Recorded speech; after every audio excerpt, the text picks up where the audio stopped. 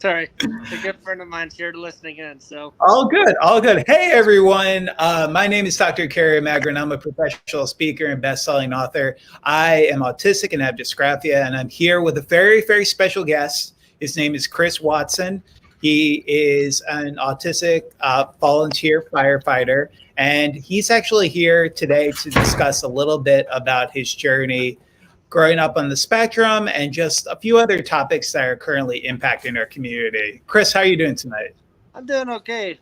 Thank you for having me on tonight, Kerry. I really appreciate the opportunity and amazing job you have done with your page, with all your broadcasts and everything. So I this is a once in a lifetime opportunity, and I very appreciate that. Absolutely, absolutely. So, Chris, let's start talking about so we had a few questions pre-submitted to you, and I would love to share a few of them. Thank you all so much for adding those questions. One of the questions that came in discusses how we can go about making our firehouses and our first responder places more sensory friendly to those with autism. What are some ways that you currently think can be really beneficial to really educate and also to include that sensory friendly element? Gary, that's a really good question. A lot of people have asked me, how do I handle the sirens, the noises, the tone outs on radios, and in all honesty, what it is once we get inside the trucks, we have what I consider to be noise canceling headphones, but they're specifically designed to hook up to our trucks with dispatch. So we'll tell them when we're en route to a call, when we get on scene, um, what all the rundown is. If we have questions, we can get in contact with dispatch that way too. But it basically, when you're inside of the vehicles or the trucks, ladder truck, rescues, I could go through all of them. But the thing about that is people don't realize is when you're inside of the rescue truck or the fire engine with the lights and sirens going, you'll hear just a very distant, like really tiny brief noise that is basically just like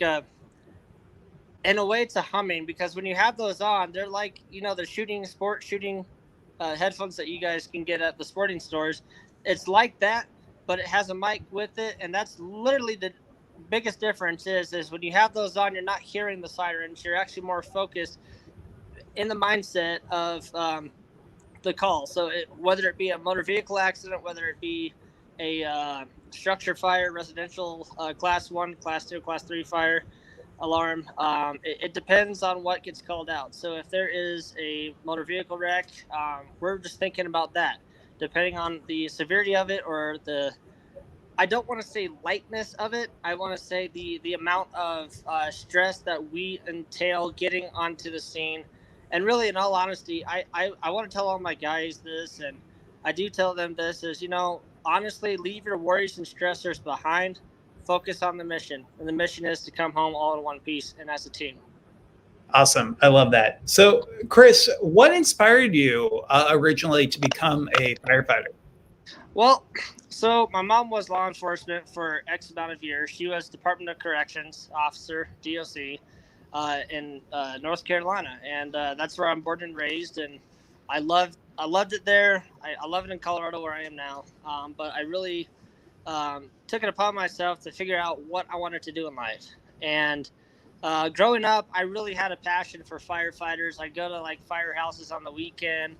I'd hang out with the crew for probably, give or take 30 to an hour, depending on what they had. And it could have been as short as 5 minutes, and they get a tone out. So it really depends on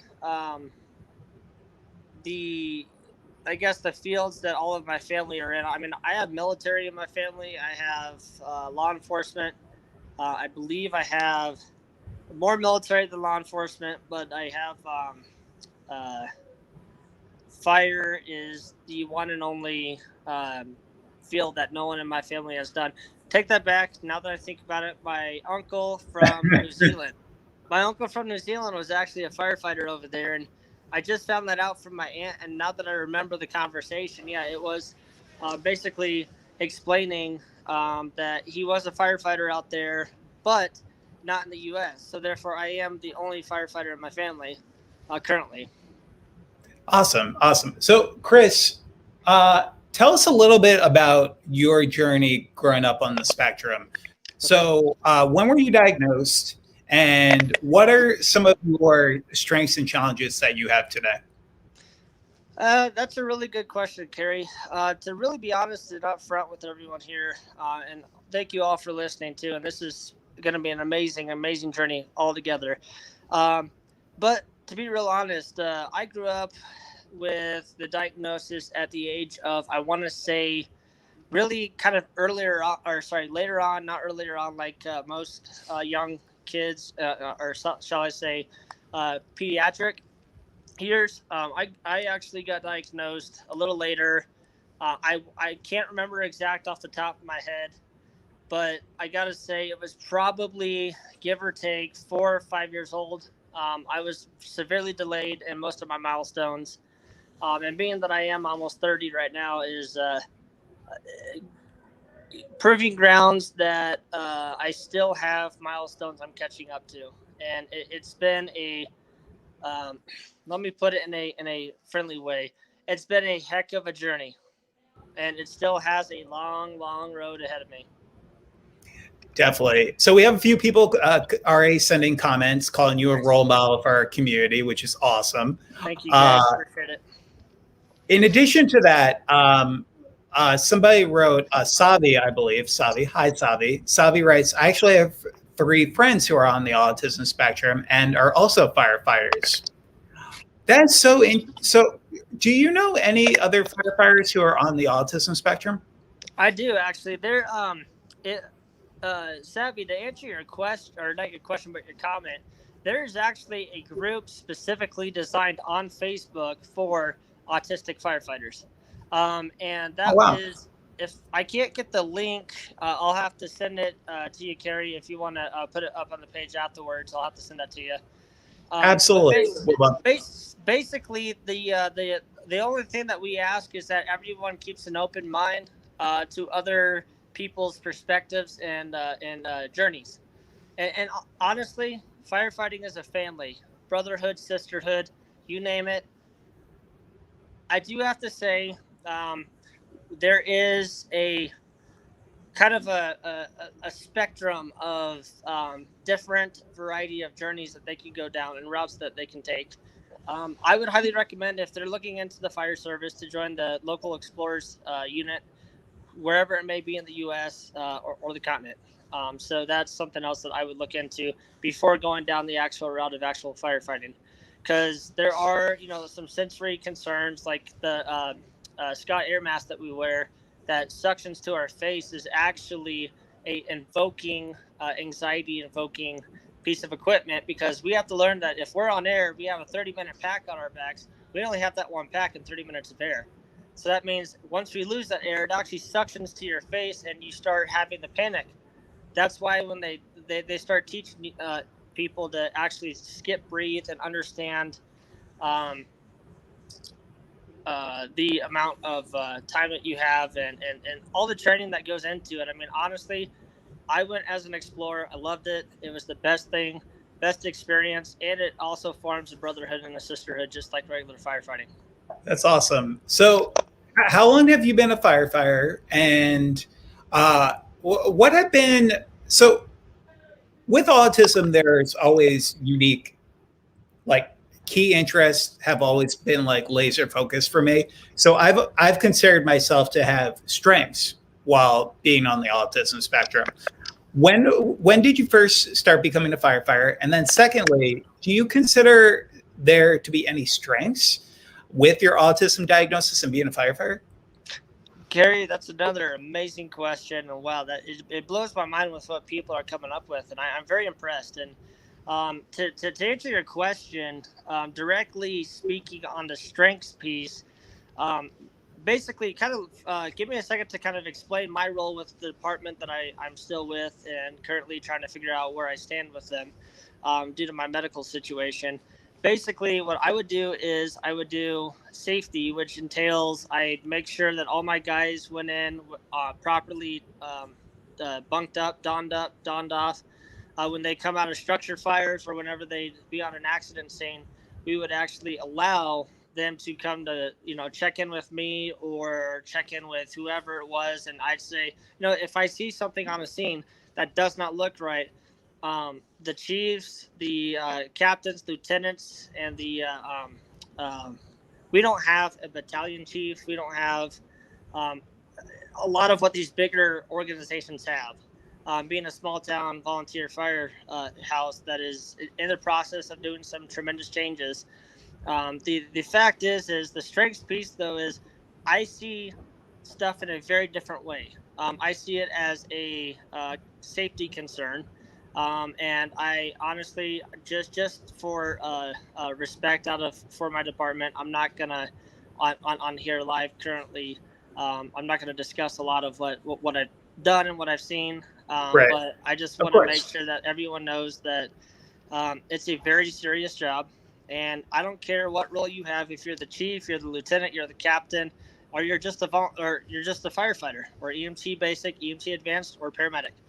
You are all a team. We have to stay as a team because if we don't, you're gonna have people like you're gonna have the cliques, you're gonna have the jocks. I mean, you're gonna have it all. Part of what I did though is I made sure that people did not come on scene thinking, oh, okay, we know what we're doing. No, I would look out for them, and if I saw something wrong, I'd pull them, say, I'm not going to let you go. Sorry. So, Chris, I absolutely love what you just mentioned about the whole safety aspect and how, kind of, because of your autism diagnosis, you've always kind of looked at safety in a more in depth way, if you will. And I find that very interesting. So, Chris, we had some pre submitted questions. So, thank you all so much for submitting pre questions. And if you have a question for Chris, feel free to write it in the comments and we'll try to get to it during the time we have with Chris tonight. But a pre-submitted question we have comes from Jaylene. And if Jaylene is watching, this is our nonprofit video series. If you want to make a donation, so thank you for me and Chris answering your question. We're going to include a link in the comments. But Jaylene's question says, first off, congrats on being a firefighter. Thank you for serving the community. I have multiple questions. My son is autistic and has sensory processing disorder as well. He has a hard time with certain sounds such as sirens. How can I help him with this issue? Do you guys pay attention to the child with autism on board stickers on cars to better assist the people in need? That's a very interesting question. You know those little things that people put on the back of their cars at times? Mm-hmm. No, totally. That right there is a massive concern of mine for my community. I am actually currently working on helping educate first responders, law enforcement, DOC, paramedics, and all that on special needs. I actually am trying to get my department to allow me to be the one they call if there is someone that is on a scene, whether it be MVA or structure fire, that they honestly to carry stuff with me with my, as they call it, a fire pack, and I'll explain that if you want to hear more about it. It's really short, really simple, but basically what I would do is try and figure out ways to take that individual out of the picture and keep that person or individual calm while talking, engaging in the conversation, because honestly what I feel is that is when you engage in a conversation with an individual that has either severe autism, or like people keep saying, it's a spectrum. We're all different on many, many different levels. Um, there is nothing worse than having that in the back of your head thinking, this individual is struggling and is making my anxiety go sky high. Well, that's why I trained myself through DBT, dialectical behavioral therapy, to help with that struggle that I have. Is I do have severe anxiety and PTSD. But to be real honest, it's not as easy as it seems to really educate people that don't want to be educated. Essentially, the community out there, you're going to have people that want to hear, and then you're going to have people that don't. To be real honest, to answer the question kind of more in a quick depth, is you want to make sure that. Give me one sec. Sorry. You're all good. You're all good. Yeah, Hey, everyone, we're it's. still on. Sorry, guys. I'm at my parents' coffee shop. Yay, It's all coffee. good. But sorry, Go, go to ahead, answer Chris. the question, there is really a challenge with different departments out there, because along with and please understand, you guys, I'm not saying that every person that has autism has um, seizures and has all these other underlying factors that can prevent them from doing what they want to do. And don't ever give up hope, because that is the one thing I stress upon individuals on the spectrum, individuals that want to do something for the better. But you know, being able to get used to the sirens, what I would recommend doing is actually going to your local firehouse, and first, if they're able to, if they have time, if they're not running a call, obviously if they're on a call, and given COVID, I'm not 100% sure what their guidelines are for that, but check into it, give them a ring, and say, "Hey, I got a individual." Don't give personal information unless they obviously, with firefighting and firehouses, it's good to understand that um, it's a fire community. We care for the community. We are here to help you. So go there, take the individual with you guys, and have them wear noise canceling headphones, and Right. have them understand that a lot of the signs and the lights and the sirens are going to be loud. But see if they'd be willing to bring the engine outside the firehouse, have the individual stand, right next to your car, and have them light it up once there, and then sirens once there. See if they're okay with that. Obviously, if they've had traumatic experiences in the past of their life, um, that could set something off. But this is a field that we want to help that individual understand, and help that person essentially get over their barrier and the wall in their life, so that they can successfully become a firefighter. Absolutely. I love that. So, noise canceling headphones, everyone. Also, look into some accessory stuff as well, because I think that would be tremendous. Uh, so, Chris, we're getting a little background noise. Are you Yeah. typing right now? Hold on a second. Oh, okay. You're fine. You're fine. So, we have a few questions coming in, and one of them is from, Is that there we better? go. Sorry, Yes, perfectly. All good, all good, all good, sir, all good. So it's still hear a little background noise, but Yeah, it's coming from my phone. I don't know if it's the speaker on here, but hold on. okay, it's gone now. You're good. You're good to go. So uh, if you just hold it like really still, it should be okay. Yeah, I got it right there. Sorry. No worries. Adriana writes, "What?" And Adriana, if you appreciate us getting to your question and would like to make a donation to our self-advocate video series, I'm including a link at the bottom. Adriana writes, "What advice can you give a child with autism that wants to become a firefighter?" That's another good question. And to be real honest, Gary, what I would say advice is, don't ever give up your dream, and understand that you will face barriers, you will face discrimination in life, whether you know it or not. You will face, unfortunately, let me kind of put this in perspective for them. Is with the department that I was with, there was some essential miscommunication. Part of my autism is social cues, social interactions, and being able to help others understand how to help me successfully succeed. Um, Being that that's the case, though, I'm not saying that any firehouse you go to is not going to be willing to work with you guys.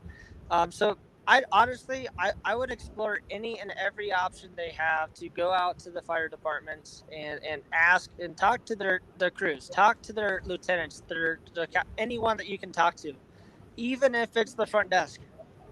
They may or may not have the answers, and if they don't, request a meeting with the chief and see if it, honestly, and see if they can answer any of your questions. And don't give up, and be willing to educate. Part of miscommunications with essentially with first responders is the fact that a lot of people don't understand autism. They don't understand that it's a underlying, um, excuse me, I, neurological, yeah, um, yeah, a neurological difference, and part of why I chose the route of firefighting is so that I could get into that space and help first responders, whether it be fire or police or EMS, understand that if they have a special needs individual, they can't not be educated enough. Education is essential and key. So if there's no education in your local community, I'd honestly reach out to your local disability services, DVR, like Division of Vocational Rehab, right. DDRC, and I can't tell you what that stands for, all of it, but reach out to anyone and everyone that you can, and just basically be honest. And honestly, with the fire department, the chief is the one that you want to be. I mean, I'm not saying don't be honest with anyone there. Be fully upfront and honest, but be careful of how much information you actually give out about the Yeah. individual. Well, I absolutely love what you just said about the importance of trainings as well, because Rebecca, who commented, just wrote in and asked about trainings, and I feel like we're hearing more and more about first responder trainings that are focused specifically on how to help in an emergency situation if somebody may be on the autism spectrum, how to be able to be more accommodating and to be more inclusive. As a whole, have you seen, maybe not even your firehouse, but other firehouses provide specific training focused on autism and other disabilities? Yeah, Kerry, that is again a very impressive question.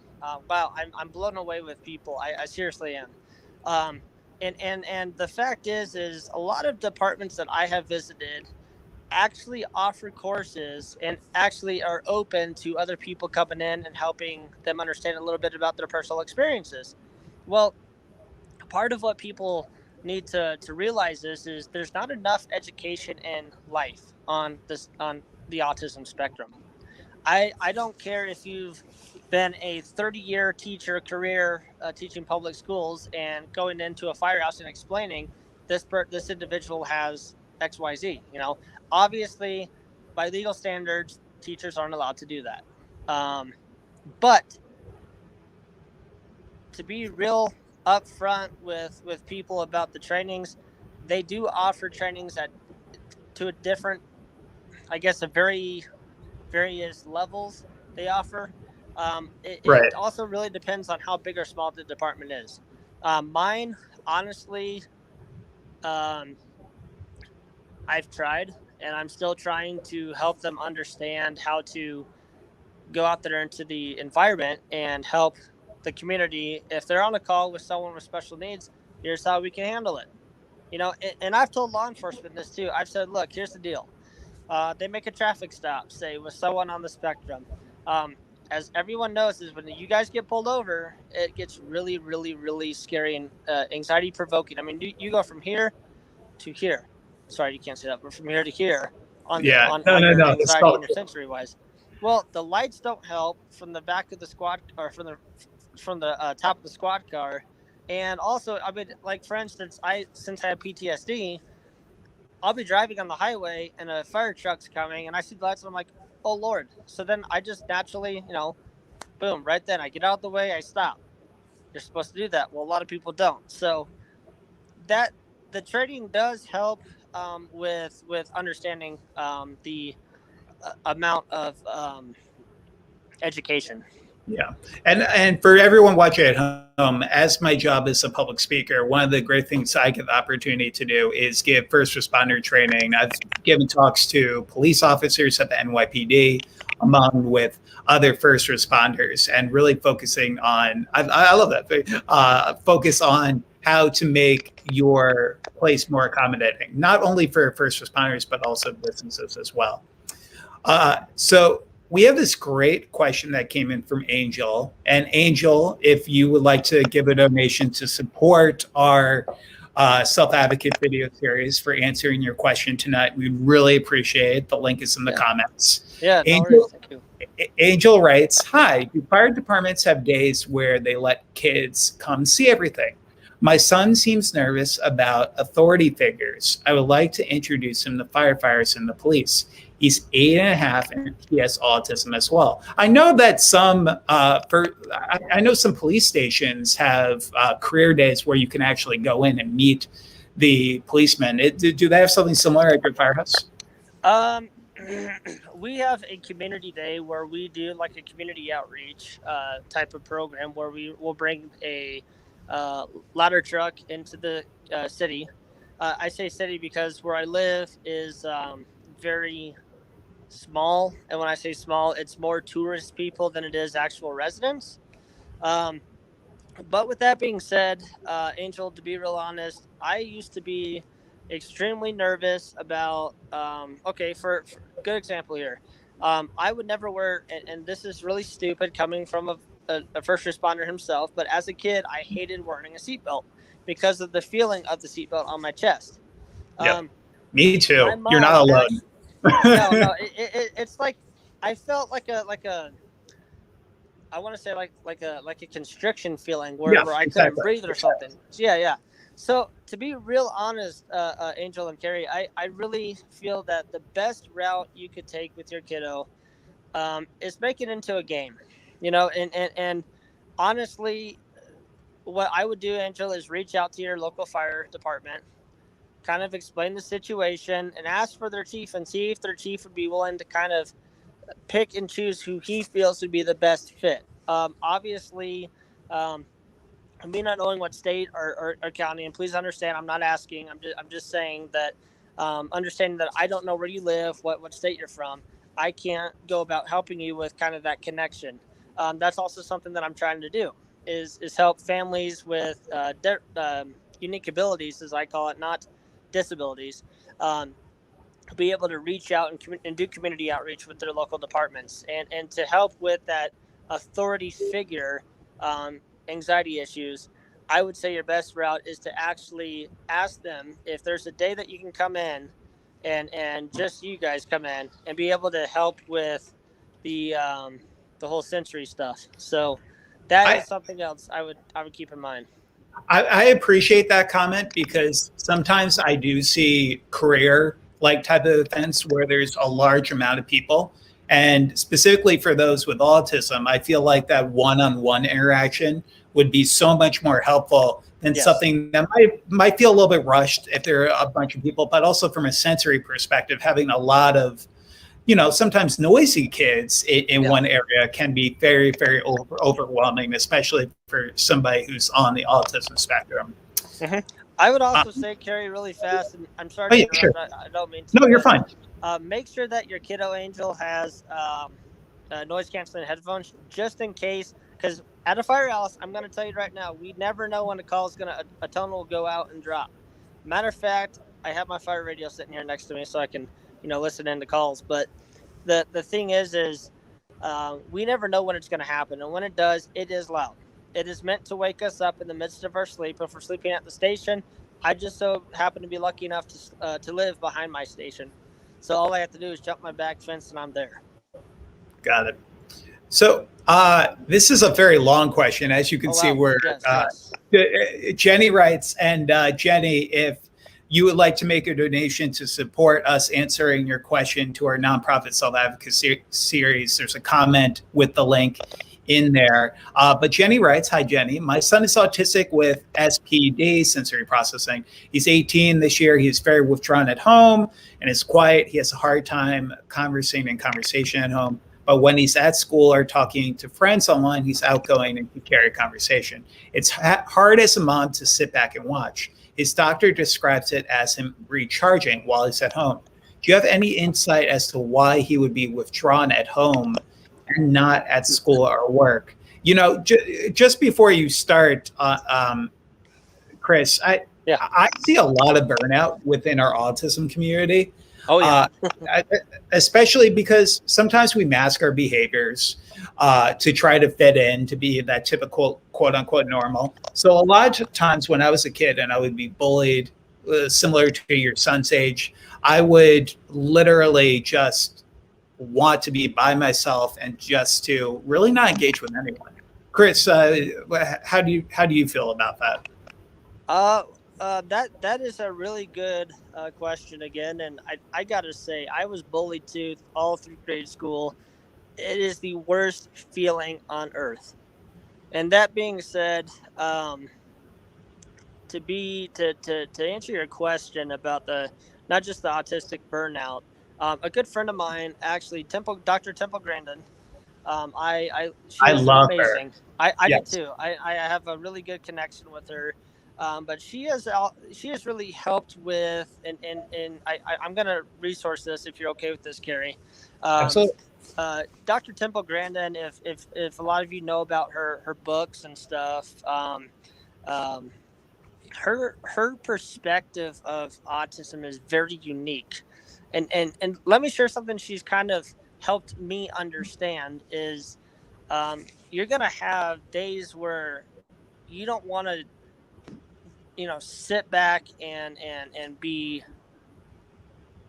you know perspectively out there in community, and they're gonna have days that you want to go out and do stuff. Well, to answer the question, and sorry, when it popped up, it then popped down, so I didn't get a chance to read the whole thing.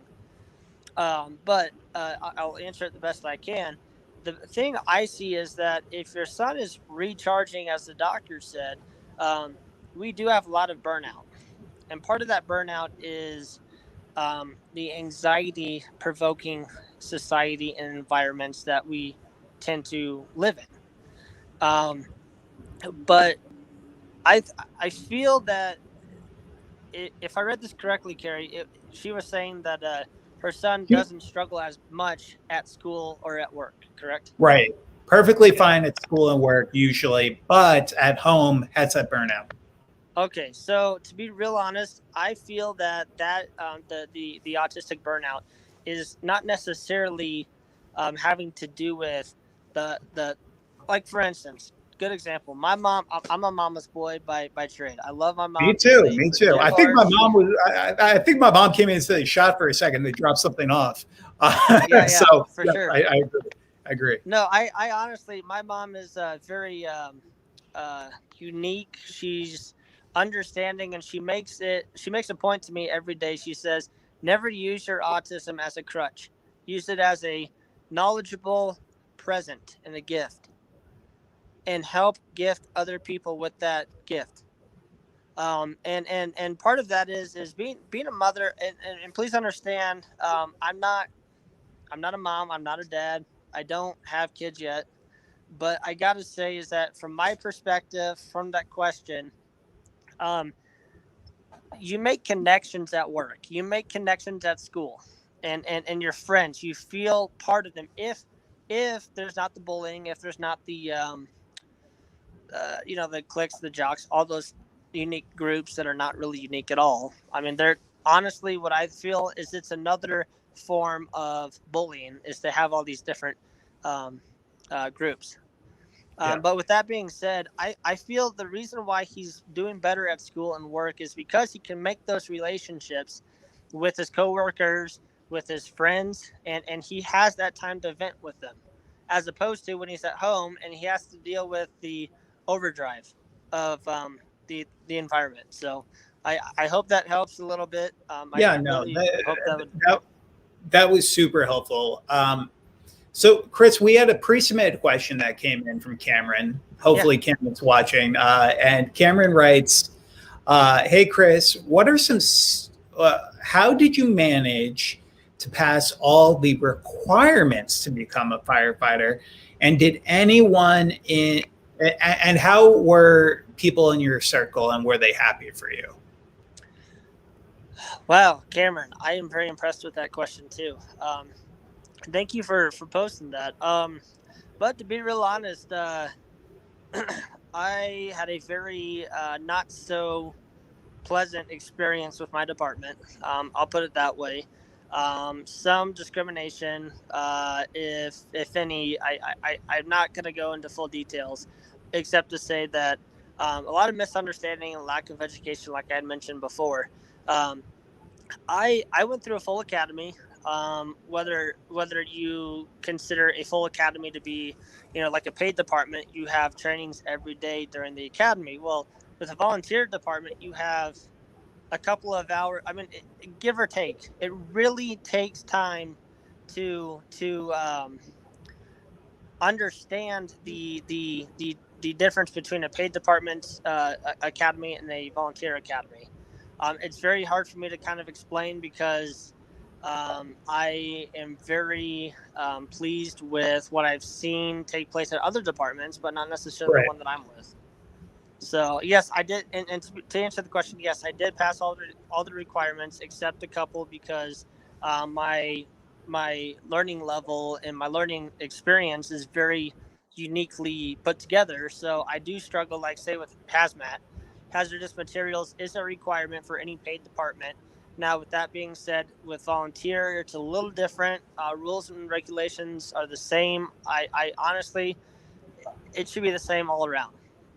But Yeah. yes, I love that question. What's the next one? I'm trying to make sure that we can get to No, as many as we no, can. you're fine. I just wanted to tag this because I absolutely love the question, and this comes from Sarah. Sarah, if you're watching and would like to make a tax deductible donation to support us for answering these questions tonight for our nonprofit self advocate video series, there's a link in the comments. And Sarah, hey Sarah, writes, Chris, what tools, toys, and stickers should parents have for emergency personnel should there be a car accident or house fire? That's a really interesting Wow. question because we hear a Yes, it lot about is. different sensory toys that Yes. might be helpful. But is there anything specific that you would recommend to Sarah? Sarah, I honestly, let me, Kerry, this is actually a perfect opportunity for me to kind of explain to Sarah my fire pack. I wish I had it with me so I could kind of show you guys physically, but I'm not at the station currently. So, but to be honest with you, Sarah, what my fire pack entailed was sensory toys, and as I'm not saying it's immature to say that, but I'm saying if you're not matured enough, people may, like maturity is not really something that I can, explain. It's just it's another step in the right direction if you're able to understand that first responders, we only have a certain amount of time on a scene to react to what's going on.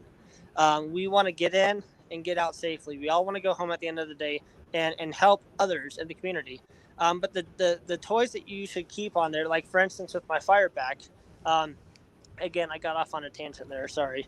um, but the fire pack consists of a compression vest that I wear on every call. I'm not allowed to go on a call without it, because it keeps my tactile sensory issues um, low, so I can actually think and process what's going on. And then I have, like for instance, my gear. I love my gear because it's heavy. It's about, I would say, 35, 40 pounds or more. And my helmet itself is about 25 to 30 pounds. So yes, it is heavy. I do have all my own gear, and it is something that to keep with you, I would say, fidget toys, fidget spinners, um, silly putty, anything. So like say, okay, let's just use Joe Blow for instance. Gets in a wreck, has a autistic child in the car. What I would do if I came on scene and I noticed that, because I can right away tell if a person's on the spectrum or not.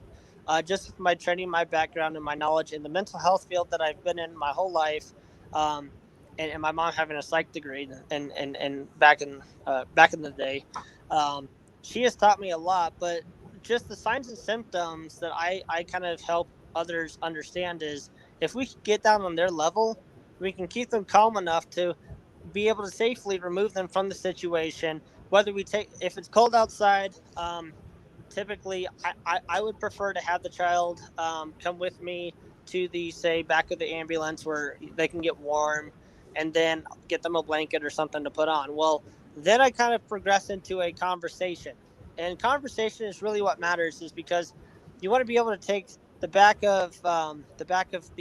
child's mind and reverse psychology on the child. Now, I'm not a psychologist, I'm not a therapist, but when I say reverse psychology, I mean taking that anxiety and helping them through breathing and having them feel stuff, and be able to talk to them and just relate to them. Um, Yeah. Another thing I would say is if you have, like, I used to like to chew on stuff. I still do. Like, I'll chew. I used to be a rancher, rodeo guy. I loved it. Um, I would chew on hay. I mean, I know it's weird, but I would chew on hay every day. When I'm working, I'd have a little stick in my mouth and chew on it throughout the day, and it just gave me the reminder, to it's okay to rock back and forth. It's okay to pace. It's okay. Let the child have whatever you feel as the parent or the child, or if it's a young adult, whatever they feel is necessary.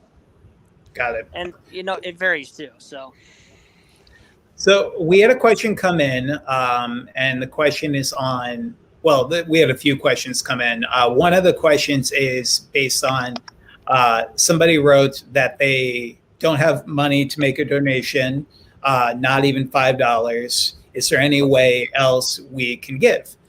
Yes. So there are other ways you can give.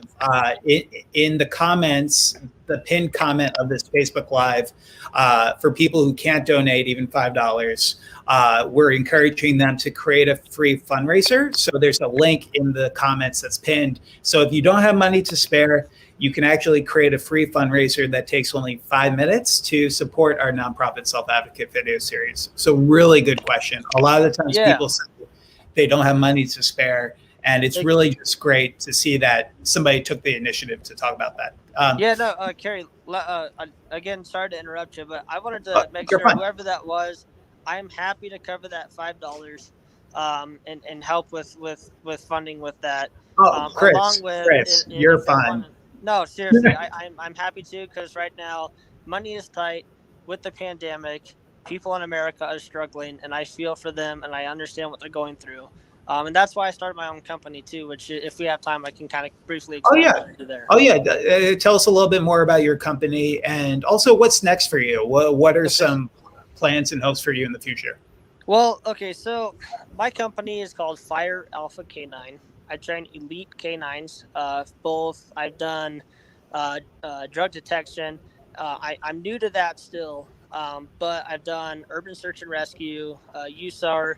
I did 2.5 years FEMA search and rescue with a mentor, and what that entailed was doing live body scent and cadaver. So we would take literally a scent that smelled like a and please understand, you guys, what I'm about to say is a little bit graphic, but it smelled like a dead body. And a dog, their scent can pick up on it from miles away. Like us, we can't. We have to be up close to that body to be able to smell it. Anyway, I also do basic obedience, rally agility, field time trials.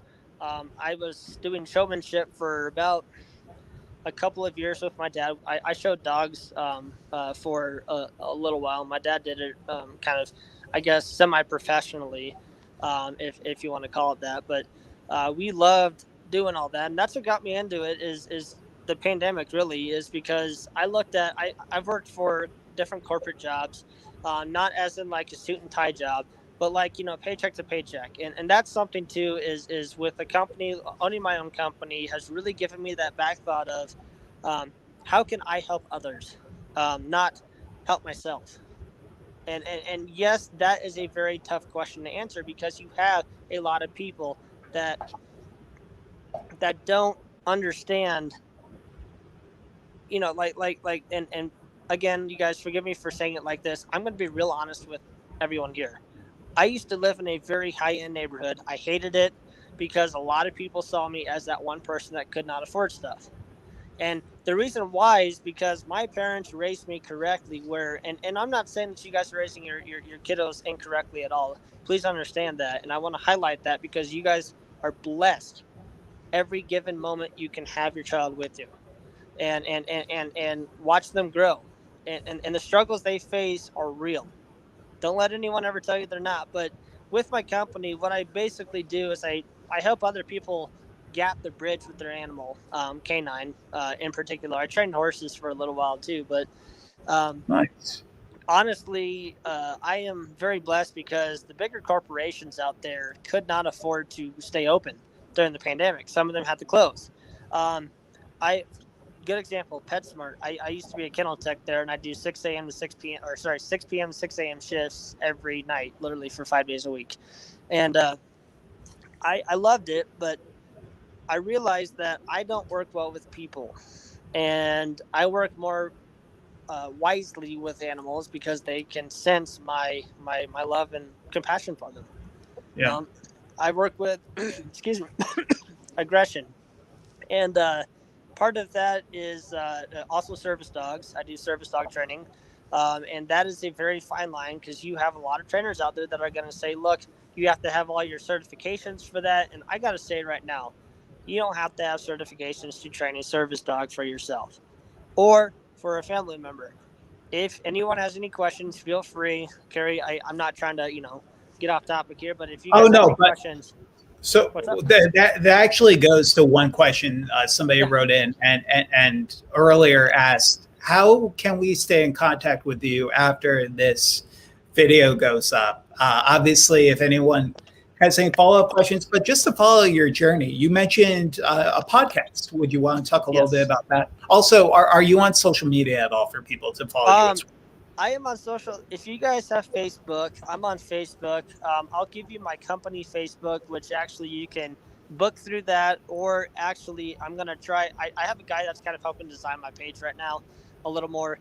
But once I get my podcast going, it's called the Autistic Canine, and it's not just about dogs. It's about people living with dogs and how it impacts their autism, their journey, and how it helps them in society. I mean, obviously, a lot of people during the pandemic took dogs in, and that's why I'm very glad to be able to have this podcast coming up.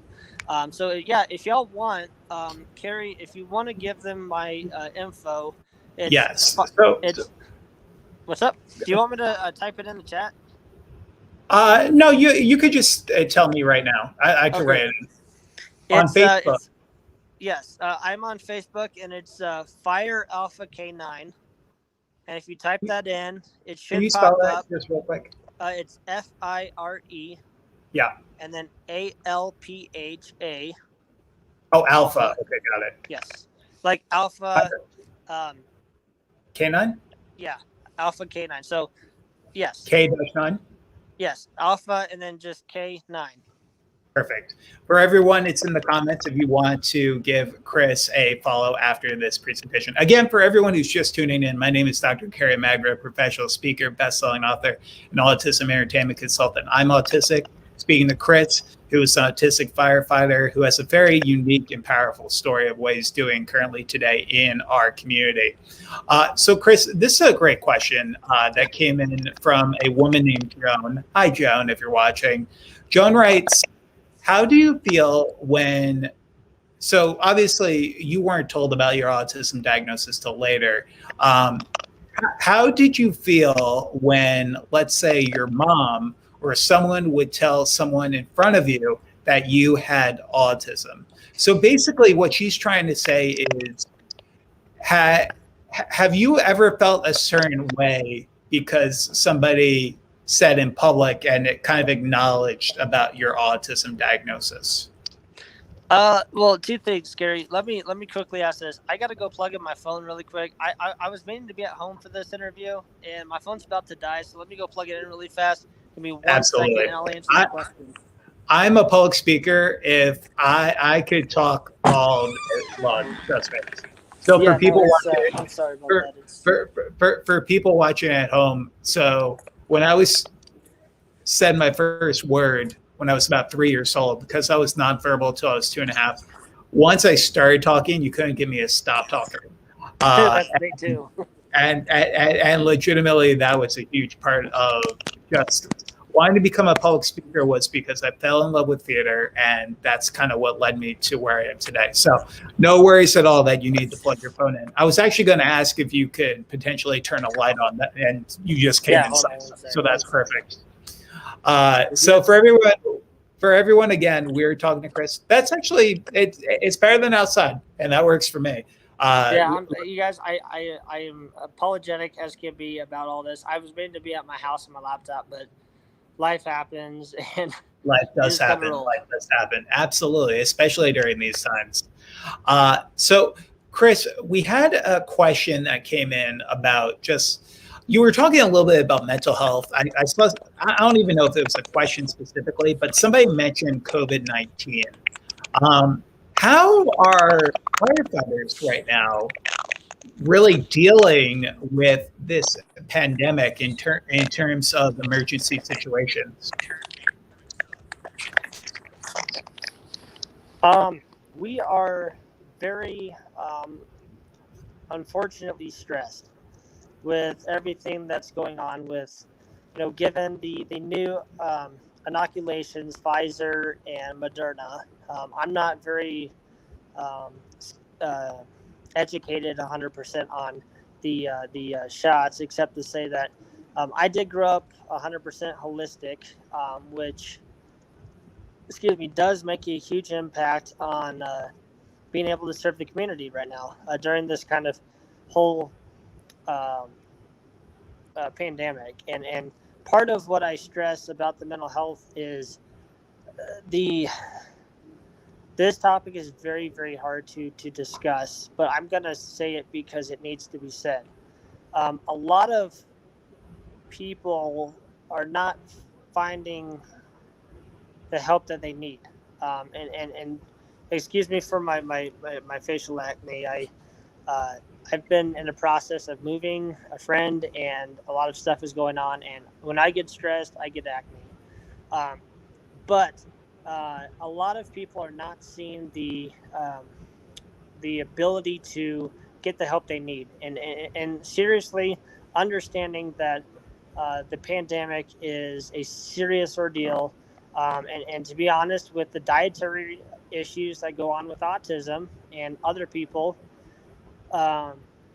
but in all honesty, we are struggling to just keep our own sanity and keep our, and please understand, I'm talking out of experience. I'm also talking not for the first responder community, because I'm not them. I don't know what they're thinking, but I'm just thinking, as far as what I think that they would be feeling is, yes, the stress, lack of sleep, and traumatic issues.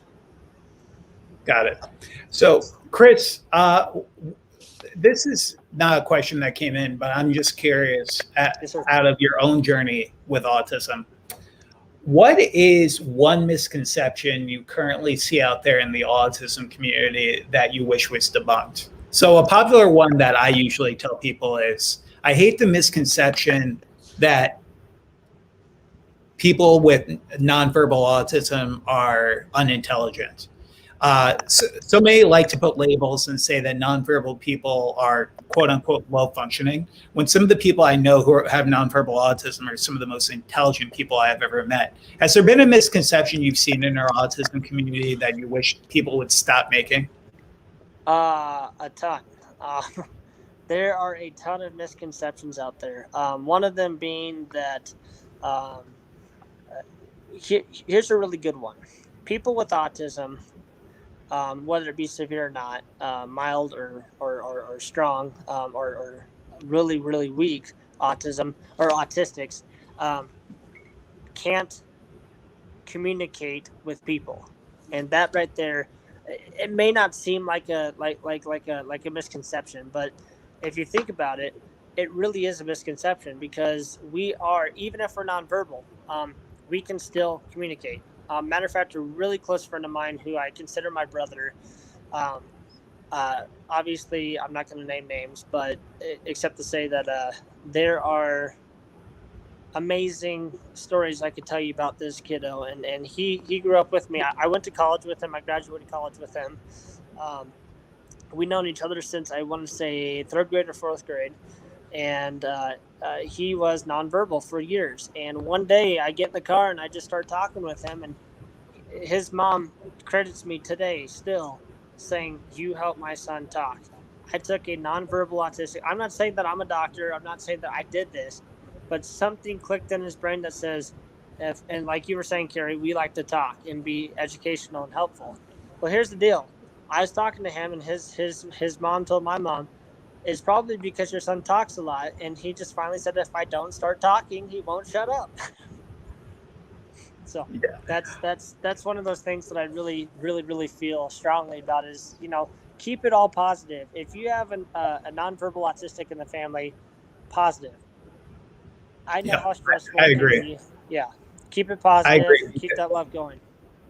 Because there is the fishbowl effect, and people do see when you are in a negative state of mind, and you need time for yourself too. Don't get me wrong, but Yes. it's so important when you're right in front of your child, when you're there for your child. Let them know that some days are going to be challenging for you, Mm-hmm. but also remember to find ways. Either if it's respite, try to find ways to get some time by yourself as well, so you can recharge your batteries and you can be the best. That's what my mom and dad did for me, and it did Yes, sir. really work wonders. So Yeah. we have a question that came in from Justin. Hey, Justin. So Justin, this is our nonprofit self-advocate video series. So if you would like to make a donation for us answering your question today, please, there's a comment in the comments where you can make a donation or create a free fundraiser. Justin writes, Chris, do you plan on working your way up in the fire department? Justin, that's a really great question, and yeah, I honestly, with some of the situations that came up in my department, really confusing situations. I was under the impression that where I got to be right after I graduated from the academy was I got promoted to safety, which is basically what I was telling Kerry earlier. If you got that like little a bit of information that I kind of put out there, but yes, if I get a chance to get back, I don't know if you heard about my injury on my back, but I'm currently trying to rehab my back. I broke it last year, working and managing a ranch that I was managing. But yes, I do plan on with whatever department I end up with. I am still with the department that I'm with currently, but I am very much trying to figure out where I stand with them after my back issue, and I still have to get clearance from the doc. So later this week, I'll go in and I'll know more. Nice. So, Chris, we're almost at an hour. So, I thank you all so much for joining us for this incredible conversation with just a brilliant guy such as yourself, Chris. Chris, are there any final thoughts that you want people to know? Is there anything else about your story that you want people to know about? Yeah, you know, there are days when I feel like society I don't fit in. There are days when I feel that people don't understand me, people don't want to understand me, and people don't care about understanding me. I then back it up in my back of my head and say, look, you know what? It's fine.